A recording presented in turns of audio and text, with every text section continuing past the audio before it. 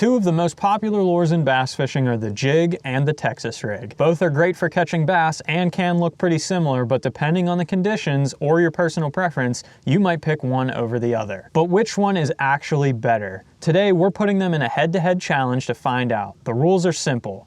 I'll fish each lure for an hour and a half. During that time, we'll count how many bass each lure catches and see which one catches the biggest fish. Let's get started with the Texas rig. Okay, so we're about to get today's challenge started, and we're kicking it off with the Texas rig, probably one of the most used baits in bass fishing. But first, let's go over the gear we have for today and show you how we're gonna keep this fair. I'm gonna be fishing both of these setups on the exact same rod, reel, and line combo. I will cut this off and put another bait on once we're done with our hour and a half.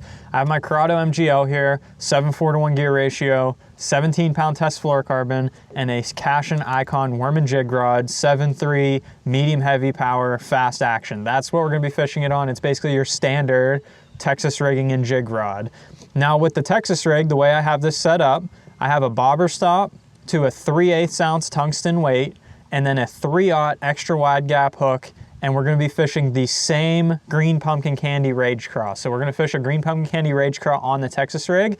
As soon as we're done, we're gonna put the jig on and put a green pumpkin candy rage craw trailer on it so that the bait is basically the same. The only difference is the skirt or the Texas rig. And as always, all the gear will be linked in the description below if you'd like to check any of it out to help support the channel by purchasing through those links. But for now, let's get that hour and a half on the timer and start fishing with our Texas rig to see what we can catch. We have our hour and a half right there. Let's get it started. We also have our scale right here that we're gonna leave out back here. Basically, we're gonna keep track of the biggest fish that we catch on each bait, as well as the number. A couple of things I wanna find out while I'm fishing these baits today, more than just which catches the most and the biggest. Which one comes through cover better? We're gonna be fishing rocks, wood, maybe even some lily pads. Which one comes through the cover better, a jig or a Texas rig? Does one get snagged more? And another thing that I wanna find out is most people often say a jig is made for big fish. Like if you wanna catch a bigger fish, you throw a jig. If you want to catch more fish, you throw a Texas rig. Is that a myth? Or do you actually catch bigger fish on a jig and more fish on a Texas rig? My opinion is that you will catch bigger fish on the jig just because it's a bigger profile. That's what I've always thought, but today we're going to prove whether that is actually right or wrong.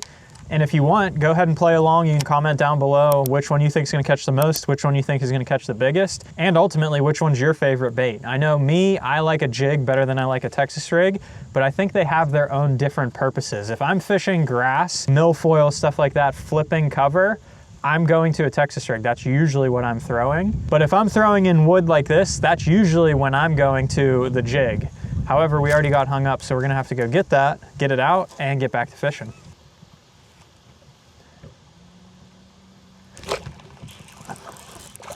Oh, I lost him. I had one right there. I am going to go with the true rules of the fish must touch the carpet to count. I know that fish was literally right there, but it must touch the carpet to count. I'm not gonna count anything that kind of just comes up close to the boat or anything like that. I think I'm gonna try and mix up my retrieve when I'm throwing this Texas rig. I am pitching it at a lot of cover. So usually when I'm pitching, I'm gonna pitch it next to a piece of cover, let it sink down to the bottom and kind of hop it in place a couple times. And if one bites it, great. If not, I'm reeling it back in and casting again. But I think I will try and mix in some dragging too, just to see if these fish are in a little lethargic mood. I'll just try and drag it through all these pieces of cover and see if I can trick one into biting. All this cover looks so good. You'd think there'd be a fish in it. So far, it's coming through the cover pretty well. I think I've only got snagged one time. As I say that, I get hung up again. Oh, it came out. The problem is it's not actually getting the hook stuck in the log. It's getting wedged in between two pieces of wood as it's coming up around this cover. And the line, the weight is so small that it kind of wedges itself into wood. It does it with rocks too. That's like the biggest downfall of a Texas rig. When you're fishing around rocks or wood that has a lot of little branches, your weight will actually get stuck in those little crevices, and it's not the hook getting stuck, and then you got to try and shake it out. A lot of times it will shake out, which is great. Sometimes it doesn't. That's where the jig kind of benefits a little bit, I think. Head is usually so wide on a jig that it will work through those crevices because it's too big to get stuck in those crevices. There's one. Oh, I lost him too. What? Why is my hookup ratio so bad? I will throw in some of these lily pads too. Don't know if they'll be in them or not, but we'll work a jig and a Texas rig through these lily pads to see which comes through those better. just because it's a different type of cover. Usually if I'm flipping lily pads, for me, it's a Texas rig. Like that's where my situation would change. There's a fish. Oh my gosh, are you kidding me? He ate my tails off. I'm gonna try and catch him again. He was literally sitting right here. I'm assuming since they're taking the tails off, they're not really choking the bait down. All right, he didn't bite again. I figured he wouldn't. I dropped my power poles right on his head. I'm stuck again. Oh my gosh. This is rough. All right, got it back. That one, the hook did come exposed, so whatever it was, it stuck it into that piece of wood good. Oh my gosh. I am stuck again. There we go, came out. I am extremely shocked it is taking this much to catch a fish on a Texas rig. I did not think it would be this tough today. Technically we had 3 bites. I just didn't land any of them, which is also surprising because, I mean, there's really nothing for them to miss on the Texas rig. They either have it in their mouth or they don't. Sometimes you miss 1 or 2 here and there, like you'll get a bite and it'll just have the tail in its mouth and you rip the claws off like I did on that one fish, but to miss 3 of them? There we go. No, I had one. Are you kidding me? He took the rod out of my hand. I hope he's still on. Nope, he came off. I've lost 4 fish now on this Texas rig. My hook is sharp. It's a brand new Gamakatsu. No way, I just missed another one. No way. Not going great for the Texas rig. Let's see how much time we have left. Oh, we still have 52 minutes. There's no way, we've only been fishing for 30. We're good. We'll catch them. Just have to be patient and fish slow. We're gonna try and fish a little bit different type of cover here for a second. There is some sticks up in the water here, but actually out in front of these sticks, there's a submerged rock pile. And see how well the Texas rig comes through just like pure rock. Does it get hung up or does it come through clean? So it actually came through that rock pile really clean. I didn't get hung up once, which usually on big rock piles like that, that's when you get your line wedged into the actual piece of cover. But we got 0 bites, so we're gonna keep it moving so that we don't waste all of our time. I'm gonna see if there's any in these sticks. There's a bunch of lily pads coming up through here. I think we might have a shot in the lily pads. That could be a possible option, something different. There we go. No, are you kidding me? I missed the fish and hooked the log. I missed the fish and hooked the log. See if I'll bite it a second time. Come on, fish. Got him that time. Oh gosh, he's going crazy. Finally, we got one on the Texas rig. I don't know what is going on. I mean, I literally missed the fish. I watched him yank the rod out of my hand and I hooked the log and brought that up instead. Like, I just can't get a break.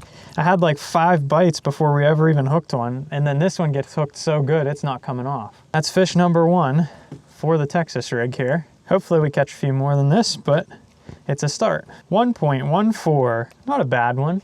I'd be happy to catch a bunch of little 1-pounders. Not a bad little largemouth there. We're gonna go ahead and let her go and get back to it. I'm not gonna lie, I was sweating it there for a minute. I thought we were gonna go on the 0 on the Texas rig. That also goes to show you, always flip back. If you miss one, always throw back. Whether it's a second fish or the same fish, sometimes they're looking for that bait they just tried to eat.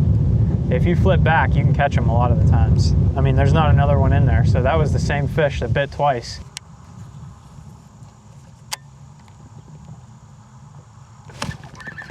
Got that one. No! What is happening? I've lost so many fish. My hook is super sharp. Brand new Gamakatsu. Got that one. Oh my gosh.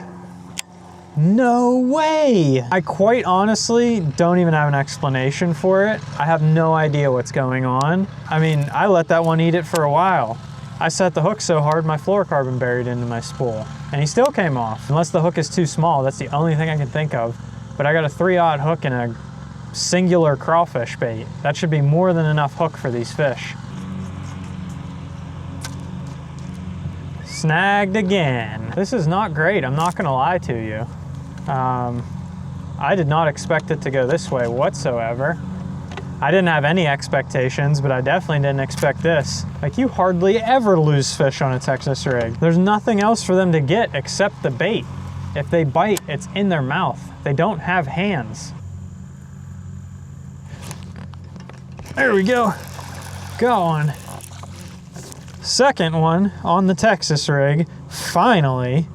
It's only taken 37 bites to get 2 in the boat, but we got one. And the ones that get it, they are not coming off either. I mean, that thing was in his mouth all the way choked down in there. He was not coming off. That one is definitely not bigger than 1.14. So we're just gonna throw her back because we only got about 15 minutes left. So we need to get to catching so that we have some fish to compare to on the jig. Maybe there'll be more in this little lily pad patch. We got another one. Come on. We're boosting the numbers. That's number 3. He might actually be bigger than 1.14. All of a sudden, I'm just catching them flipping in this lily pad patch. Maybe they're in the pads the whole time and I just wasn't catching them, or maybe I just stumbled upon a group of fish that wants to bite. 1.23 is the biggest now. I'm gonna throw him back because he was bleeding a little bit. They seem to be all piled up underneath this patch of lily pads here. So I'm gonna try and get another one on here real quick and back in and see if I can get another bite. Oh no, that's gonna do it for the Texas rig.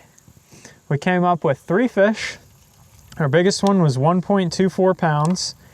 And honestly, I don't know even what to say about what just happened there.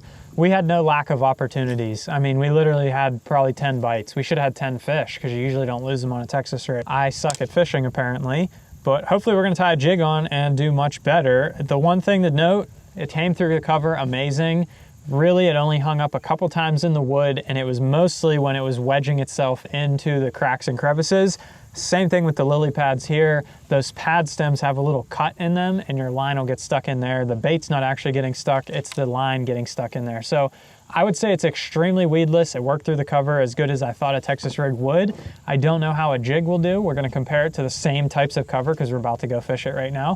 And we're gonna see if our hookup ratio is any better, I guess. But overall, a little shocked at the results there, and not because we caught a lot of fish or didn't catch a lot of fish, just because I didn't hook that many because we had plenty of bites to make things happen.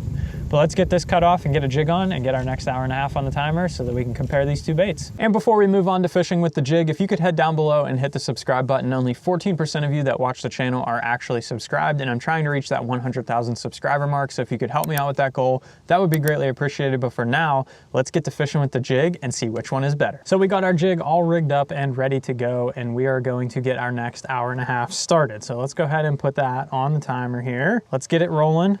Now with the jig here, the only thing that I changed was that I went to a jig. I put the same trailer on here, green pumpkin candy rage craw, and I even kept the weight the same. So this is a 3/8 ounce jig, and I even picked a green pumpkin one to make sure it wasn't like I put a black and blue jig on and magically they started biting because I had a different color. So everything's still green pumpkin, weight is still the same, the trailer's still the same. The only thing that changed is a skirt. So let's see what happens if we go ahead and flip this around some of this wood cover. We'll get some rock and we'll fish some of these lily pads just like we did with the Texas rig. We're gonna do all 3 of them to make sure that it's fair. We're gonna fish a little bit of every type of cover. We're also fishing fresh water, so it's not going back through the same place we already fished with the Texas rig and fish we already stuck or anything like that. And we're truly gonna find out, is one bait better than the other? And ultimately, does a jig catch bigger fish? Does it get snagged less? What is the jig really about compared to the Texas rig? Hopefully, hookup ratio, because that was atrocious, but we're gonna try and find out here. Now I will also mix up my retrieve a little bit with this one. The only 2 things I'm going to do though is hop it in place. So when I flip it next to something, hop it up and down, or drag it along some rocks or something like that. I'm not gonna use it as a swim jig. I could get up here and just start burning bank, throwing it as a swim jig, and if they wanna chase and they're in the mood to eat, I would tear it up compared to the Texas rig, but not gonna do that. We're gonna stick with fishing it like a jig, just like we'd fish a Texas rig.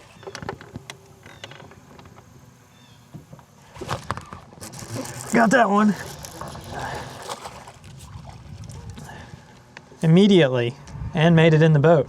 Nice. He is hooked on the outside of the face though, which is kind of weird. Not a bad one. I actually think that's probably gonna beat our 124, but we're gonna check it anyway. Just on this little tiny isolated stick. I mean, there's nothing there to it, but a lot of times when you see those little stick ups up top of the water, underneath there's a whole big branch and those fish will get on it and kind of hang out. This one, 167, already bigger than the Texas rig. Granted, we probably hooked some around this size on the Texas rig. I'm gonna go ahead and let this guy go, swim back to your little branch, and we're gonna get back to fishing. All right, let's flip this little pad field here. See if one, if we can get a bite, and two, how well the jig comes through these pads. I usually don't fish a jig around the lily pads, but that doesn't mean it doesn't work. I just usually have a little bit better luck getting a Texas rig through them. Oftentimes, because when you have lily pads, you're actually gonna have other submerged vegetation around with it. These ones don't have that. It's literally just lily pads. So I'm assuming I could probably get this bait through here just fine. Well, it actually worked through those lily pads just fine. I didn't get hung up, but we didn't catch any fish. So we're back to fishing some wood here. There's a little bit of a couple stick ups out here that are all by themselves.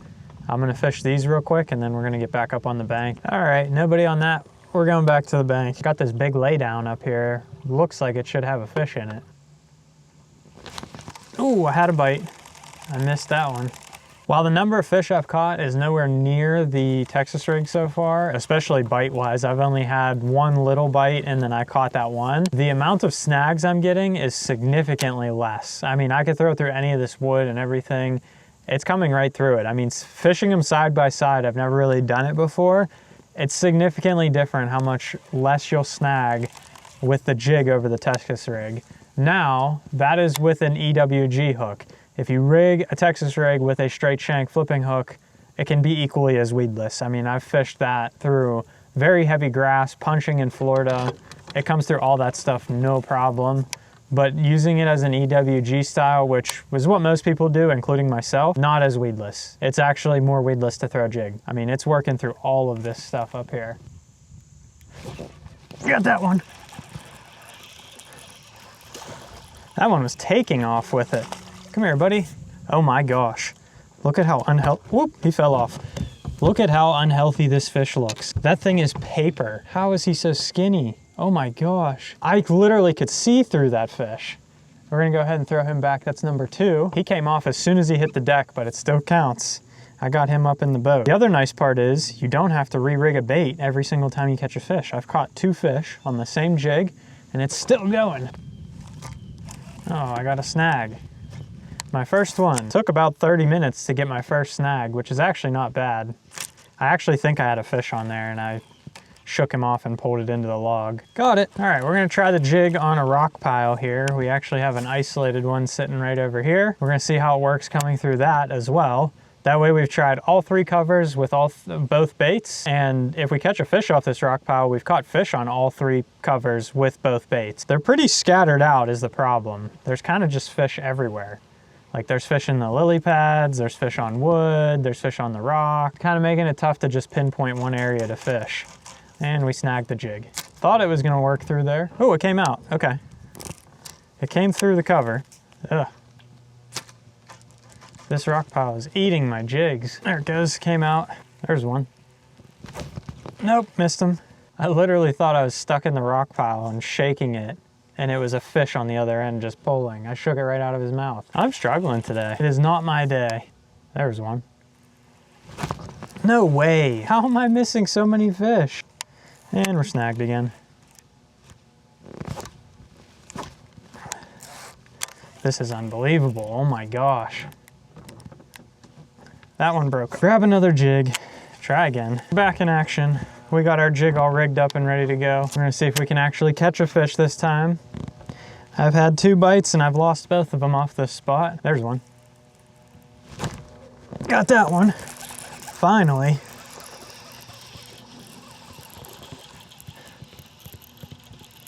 Took long enough. Come here, buddy. Got him. Yay! We hooked one and landed it. Jig right in the corner of his mouth. Comes right off though. They're just so finicky today. They do not want to bite whatsoever. That one's a little thin too, but that's fall for you. They're getting ready to feed up. They'll be fat here soon, but not right now. We're gonna throw him back and we're gonna try and get back in there. That's 3 now for the jig. We've tied the Texas rig and have a bigger fish. Still not as many bites though. Also, let me know if you guys are enjoying these bait versus bait videos. I've tried some with like some budgets, cheap versus expensive baits. We're trying different types of baits head to head. If you guys are enjoying these, let me know what you'd want to see next and we can put it in a head-to-head challenge against each other. Unfortunately, this is probably going to be the last largemouth video that comes to you guys from Pennsylvania until the spring, because this bite is starting to die off and the bass are starting to get into their fall patterns, which is great for smallmouth fishing, but for largemouth, not so much. So we probably won't be doing much largemouth fishing until we get down to Florida here in the winter. But if there's anything you want to see, either smallmouth related or Florida related coming up here, let me know down in the comments below and I can get that on the list of videos to make. All right, we're gonna keep it moving on from the rock pile here. I think I've caught more wood than I've caught fish today. Yet another snag.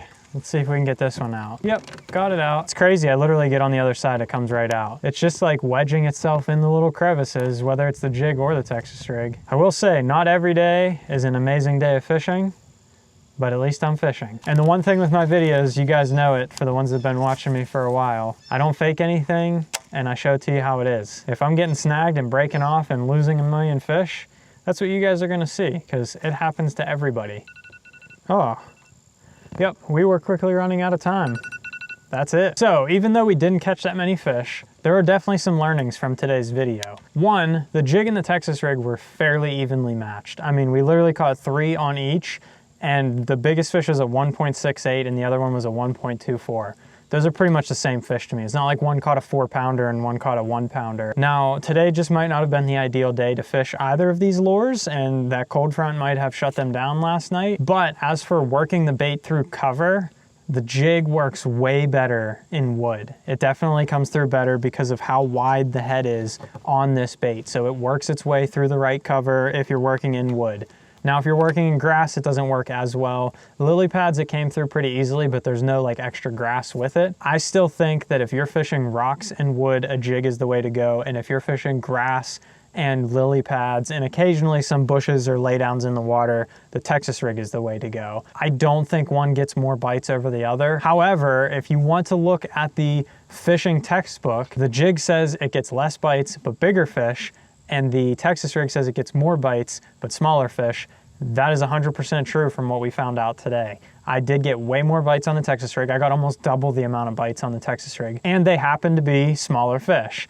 I only got about 5 bites on the jig, and they happen to be a little bit bigger. They weren't widely different in size, but by technicality's sake, that saying is true. So as long as you stick to those guidelines for your future fishing adventures, I'm sure you guys will have a ton of success too. I'll still be throwing both of them. There's no one that's better than the other. It just depends on the situation. I hope you guys enjoyed today's video, and if you want to see another head-to-head bait challenge, I did 2 versus a $20 to $1 frog in this video right here. Does a higher price point mean a better bait and catching more fish? I answered that question in that video right there. I hope you enjoyed it. Hit the subscribe button, and we'll see you on the next one.